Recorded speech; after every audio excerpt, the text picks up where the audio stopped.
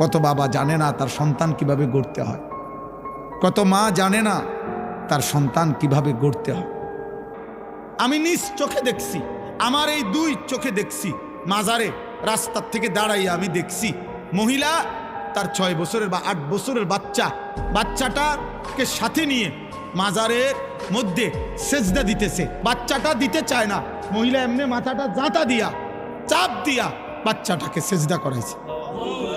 হায় মা, তুই কি করলি? তুই মা করলিটা কি? তুই তোর ছেলেটাকে মুশরিক বানায় দিলি।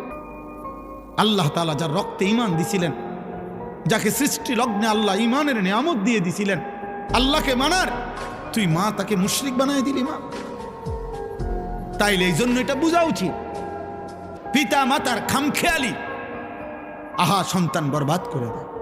হাসরের ময়দানে ওই মা বাপ, ওই অভিভাবক যাদের কারণে তাদের অনুসারীরা, অনুগতরা, সন্তানরা জাহান্নামী হবে, খোদার কসম তারা যে যার কারণে জাহান্নামী হইছে, যাকে দেখে, যাকে অনুসরণ করে, আল্লাহর কসম সে তাকে ডাক দিবে, আল্লাহকে বলবে, আল্লাহ আমার আব্বারে দেখতে চাই, আমার ওই নেতাটারে আমার একটু দরকার, আমার ওই দোস্ত তারে আমার একটু দরকার, আমার মাকে আমার একটু দরকার।